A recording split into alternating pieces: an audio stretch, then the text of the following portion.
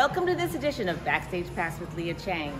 Today, I'm at New World Stages, where A Sherlock Carol is currently playing until January 1st, 2023. Name is Holmes, Sherlock Holmes. Dr. Timothy Cratchit. The Countess of Morcar. Mildred Dilber, loyal to Mr. Scrooge for 35 years. The New York Times critics pick A Sherlock Carol, written and directed by Mark Shanahan with restaging by Jen Waldman, stars Broadway favorite Drew McVety as the titular sleuth, with Adelco nominee Alan Gilmore joining the company as Scrooge. The cast also features Joanna Carpenter, Dan Dominguez, Isabel Keating, Mark Price, with understudies Joe Delafield, Alexandra Kopko, and Byron St. 3 Christmases since the Reichenbach Falls, Sherlock Holmes has little appetite for mince pies or for solving crime. Wandering through Victorian London, he meets a grown-up and not-so-tiny Tim Cratchit, who implores him to investigate the mysterious death of his reformed benefactor, one Ebenezer Scrooge. An impossible murder, a threatening letter, and a missing diamond, it's just enough to intrigue the great detective. But it's a dark and treacherous Christmas Eve, and once again the night is haunted by the spirits of the past, present, and future. Using his powers of deduction, can Holmes overcome his own ghost to crack the case? The worlds of Dickens and Doyle combine in this instant holiday classic, and I got to sit down with 2 of the stars, Drew McVety and Alan Gilmore.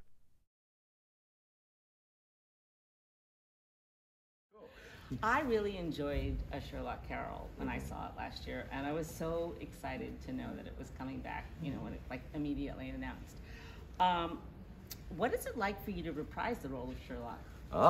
Well, it's a joy to reprise it.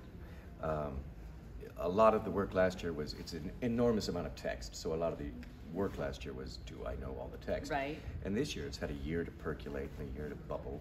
And from first day of rehearsal, I was like, oh, it's all in here. So it's much more experiential this year than it is demonstrative last year. Okay. Well, how long did it take in terms of developing it from page to stage? Well, I was privileged to be around for the very first dressing room conversation of this piece. Mark Shanahan and I were doing The Weir together in Nantucket on the White Heron Theater. And we had 10 minutes before the curtain call every night where we could sit in the dressing room and have a shot before we did our curtain call. And he said, I have a vision for this play, and I hear your voice doing it. And he described A Sherlock Carol, and I said, write that play. And over the next 2 months, installments came in my email of what turned out to be really a perfect play. From the first draft, we didn't have to reconstruct it. It's genius in its construction. And as far as I know, I'm the only one to have played Sherlock up until this point in the United States of America. Okay. So what can fans of Sir Arthur Conan Doyle and Charles Dickens expect? They can expect a brilliant melding of those 2 worlds that also seems to magically create its own Shanahan world as well. There are Easter eggs throughout of the characters and situations of the Doyle and the Dickens world. And I have yet to hear any fan of either genre have any complaints about the respect or the inside jokiness of the text. I love the chemistry between you and Alan. As do I. And I know that you actually have a history. A deep history. I think we go back, it gets fuzzy because it's so long ago, but we did do the acting company tour together in 1992, 91, around there. But we'd also already had done downtown theater prior to that here in New York. A couple of Moliere pieces and some pieces by some friends of ours. So I don't remember a time without Alan Gilmore in my life, and I've always had him in mind for Scrooge, and it was so glad we were able to get him that's this so year. wonderful. Yeah. How exciting to be able to work together again like this in this time. Yeah, we're a couple of old men of the theater now, so it's really nice to have him there. So I maybe going to London. Ah. And I understand something else that's going on in London that I might just have to see. I think you have to see it, especially being as you're a fan of the show already. Yeah, we have our sister production in London, which opened to terrific reviews just on Thanksgiving Day. And it will be running until the second week of January, a week longer than us. And they're very thrilled about making it a perennial production as well. And Mark was able to direct both, which was a feat that as producers we had a challenge pulling off, but we did. And Mark will be back in New York for our opening.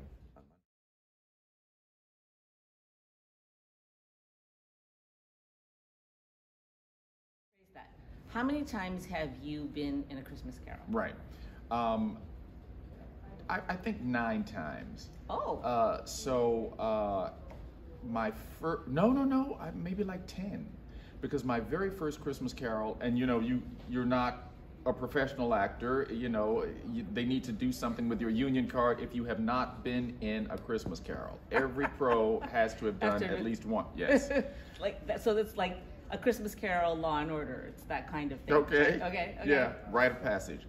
So my first one was, oh my gosh, Leah, probably in like 92 or something at Jiva. Oh, okay. And that was so much fun. I was Christmas past. Okay. And tumbled out of a wardrobe cabinet. Oh, wow. Yeah, I was very flexible. And then my next one was at Goodman in 2005, where I played a variety of wonderful people, including Mr. Topper, and it was just so much fun. And then I played Scrooge at Goodman in Chicago, starting in 2014. Okay. And all the way up to 2021. Okay. So now you're in New York. Yeah. In A Sherlock Carol, playing Scrooge with your friend, Drew McVety, playing Sherlock. What is it like for you to switch it up, having played Scrooge in A Christmas Carol traditionally, and now sort of turns it on its head in this play? It blows my mind. I had so many meta moments just in rehearsal where I'm like, I am now in the position of talking to myself. Scrooge against Scrooge. Scrooge against Scrooge. Or Scrooge for Scrooge. Right. Right. Sort of, saying words that in some instances Scrooge has said, and also giving this sort of loving advice that these other spirits, angels, have given to Scrooge on his journey of reclamation, right, and forgiveness, back to the wonderful child that he was. Right. There's that kernel of goodness, real goodness in Ebenezer Scrooge from his childhood. It's the journey that and his trying to adapt and his trying to protect himself and defend himself from all of the hurts of life that have led him to that lonely, cold, hard place. But the kernel inside is a good one, and it's been very interesting to be in the position of now I'm the joy. I'm the joy. You are the joy. Yeah. The moment Scrooge, I'm not going to give anything away. Yeah. The moment Scrooge appears. Yeah. So much fun. I love that. I love that. I really can. There's a big, I don't think we're giving too much away to say that I have a big sort of a laughter moment, and I'm really laughing. It's a great moment. It's a beautiful moment, and it's just the joy of being on stage as Scrooge once again, on stage with this wonderful cast, on stage with my dear friend. And a cast that reflects the world in which we live in. Thank you. Love that. Yep. Thank you, producers. Love that. Yes. And the dizzying array of characters that they play, and they're all such gifted comedians. Yes. I was in stitches, and Yeah. I've seen the play. Classical Theater of Harlem's 12th Night, Yes. directed by Carl Caulfield, a brilliant Afro-futuristic production that I got to spend some time with you guys this summer. But the play is nominated for 8 Adelcos. Yeah. You have a Best Featured Actor in a Play Adelco nomination. Yes. And Kara's nominated. Best lead actress. And Jelani. Best lead actor. Carl's nominated. Best Revival. Yeah. And now you get to bring it back. Yeah. In February. Yes. At Skirball. Yeah. What does that? Are you looking forward to so much doing it again? Oh my God, so much. You know, the show is beautiful. Yeah, it's gorgeous. I think it gives people that are not necessarily Shakespeare types, it gives them a real sort of a welcome into Shakespeare. I think a lot of people are going to start seeing more Shakespeare, wanting to read it and wanting to play it even more so. Yeah, right? Even more so. But, you know, and Carl wanted us to bring ourselves to it, really. It's not like, you know, that traditional thing in the past, you know, Lia, where you had to sort of make sure that you spoke a certain way for, you know, the kind of Shakespeare that your grandfather was accustomed to. Right. It wasn't that. It was people, we wanted to bring, it was, as you said, Afro-futuristic. So Carl was like, let's put the diaspora out there. Let's put the dance. Oh, yes. The dancing. Oh, my God. And she's nominated as well. Yes, our she choreographer. is. Yes. Tiffany, you play Malvolio in Classical Theater of Harlem's 12th Night, and you have a little something else to share about Malvolio that you worked on this summer. Oh, wow. Well, a wonderful writer named Betty Shamia has written a new play called Malvolio. And the Classical Theater of Harlem will be producing that play this summer, I feel pretty sure. And I haven't gotten, you know, exactly the call yet. I'm going to be working on the play, you know, in its sort of workshop stages leading up to this summer, and I'm knocking wood that I will be on stage once again this summer as Mal. I call him Mal. Yay! He's a buddy. Well, thank you. That's all the time we have because you have to do a show. I've got a show. So, thank you.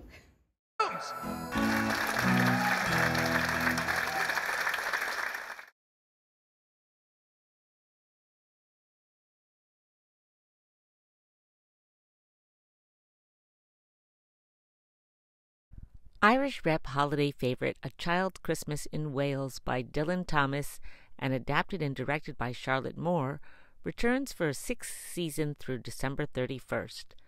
The production features music supervision by John Bell and musical direction by David Hancock Turner. Ali Ewoldt and Kylie Kuioka returned to Irish Rep, having worked together in the 2020 virtual production of Meet Me in St. Louis when Kylie was 10.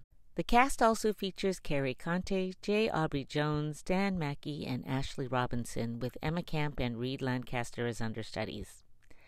Charlotte Moore's musical adaptation of this never-to-be-forgotten day at the end of the unremembered year features heartwarming contemporary and traditional Christmas music interwoven with the popular story of that snowy Christmas day in Wales. I had a chance to catch up with Ali and Kylie after the show. Our version of Dylan Thomas's A Child's Christmas in Wales is a lovely celebration of the reminiscences of his wonderful Christmas memories of snow, of play, of food. Deck the halls with boughs of holly, fa la la la la la. 'Tis the season to be jolly, fa la la la la la. Don we now our gay apparel, fa la la la. Today we are at Dylan Thomas's A Child's Christmas in Wales, and I'm here with Kylie Kuioka, who is in the production, which runs until December 31st. Have you worked with the Irish Rep before? Yes, I did. In 2020, I did a virtual Meet Me in St. Louis, and I also did it with Ali Ewoldt too. Okay.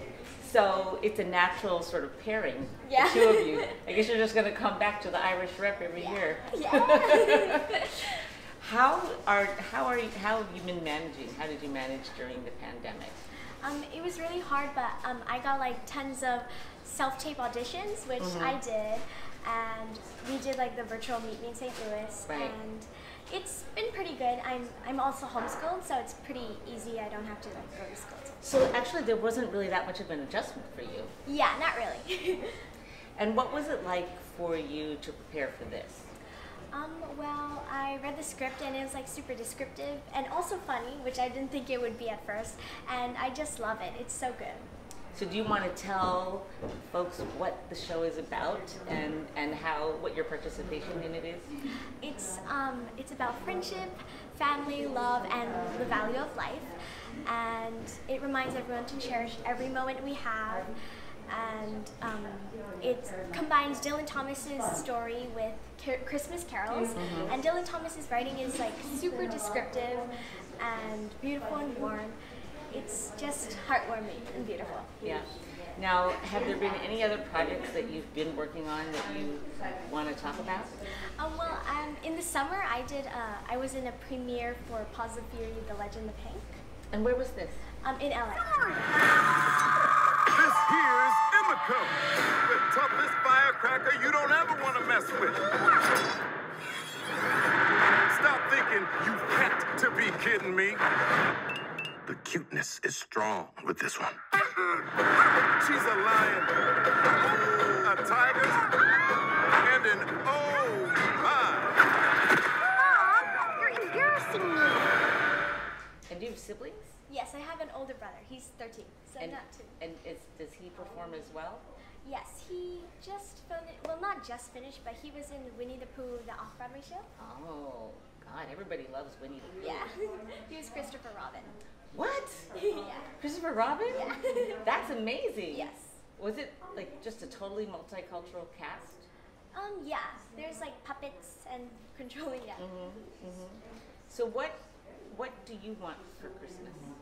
I want like jewelry, clothes, and shoes, yeah.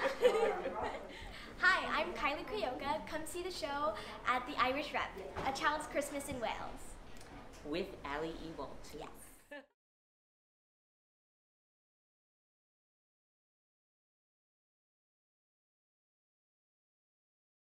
Roundabout Theater Company will conclude the world premiere of You Will Get Sick by Noah Diaz at the Laura Pels Theater in the Harold and Miriam Steinberg Center for Theater on Sunday, December 11th. The play is called You Will Get Sick by Noah Diaz, directed by Sam Pinkleton, and it's happening at Roundabout Theater Company. It's a cast of 5 with Linda Lavin, Dario Ladani Sanchez, Nate Miller, and Miranda Anderson. And Miranda and Nate in particular, in it with the goddess that is Linda, will make me laugh on stage, and I'm just trying to get my giggles out now. Despite the title, You Will Get Sick, it is actually a hilarious comedy, also full of heart and incredible pathos. But these clowns are making me laugh every single day, and normally I have to split my mind from, do I need to practice not breaking because of their comedic genius, or do I need to just get the giggles out now so that I don't break in front of an audience? Right. And I am unsure which strategy I should be following right now. All that to say, they're so funny. Dario is so funny too, but it's a different character track that I don't want to spoil. The play is about a young man who receives a shocking and unnamed diagnosis of something that is fatal, and so in his receiving of that news, he hires someone to help tell his family, and the woman he ends up hiring is Linda Lavin, and I play the young man who is sick, or sickness is changing him. So you're the star of this play. I would say it's an ensemble piece, and this will be my first playbill. And what you can't see behind this camera is I have a bookcase. I'm not going to let you show this, but I have playbill binders because I am that nerdy. And this is my first playbill after 13 years in New York City. I will have a playbill, which I don't think Off-Broadway puts pictures in it, but it'll have a bio and our names and a playbill poster thing. I think it'll be that image. Daniel K. Isaac. Today is your first preview of You Will Get Sick. How do you feel? I feel very grateful and many feelings that I can't articulate right now.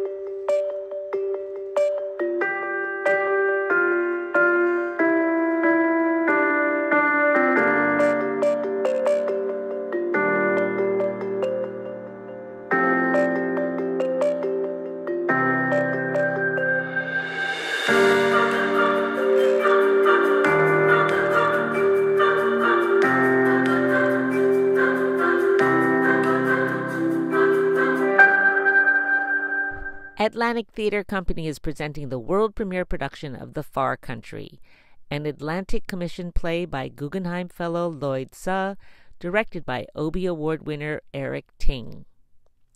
The Far Country features Ben Chase, Jin S. Kim, Whit K. Lee, Christopher Liam Moore, Shannon Tayo, Amy Kim Washke, and Eric Yang. The Far Country has a limited engagement through Sunday, January 1st, 2023 at the Linda Gross Theater in New York. The Far Country is an intimate epic that follows an unlikely family's journey from rural Taishan to the Wild West of California in the wake of the Chinese Exclusion Act.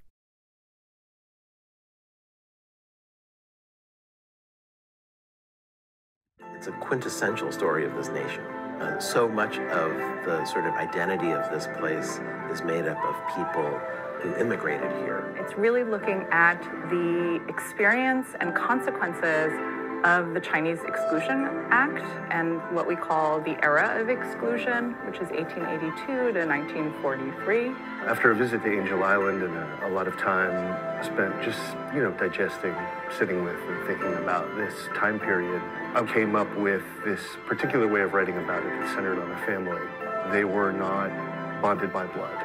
They were bonded by paper. I've just long been an admirer of Atlantic Theater Company, so to be able to share this play on that stage with that audience. One word that I'd use to describe the play is heroic. Educational. Beautiful. Impactful. Duality. Resilience. Smart. We have this epic, sweeping tale about some of the first Asian immigrants coming to America in the early 1900s. It dives very deeply into the history and just what it means to be human and to struggle. Lloyd is a very beautiful writer, and I think that he's come up with this really interesting way to explore identity. To tell the story from a personal account, but in a historical context, it's been an eye-opener for me as well. It's an extraordinarily complicated tale that's told very simply and very beautifully and with a lot of heart.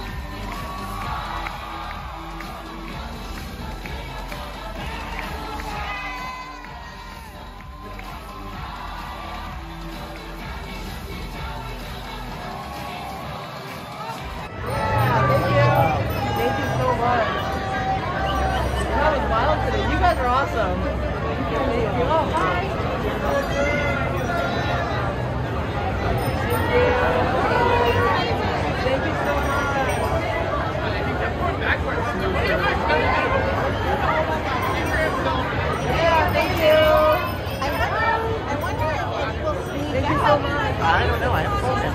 Oh, isn't that sign yours? Oh, look at your hair color.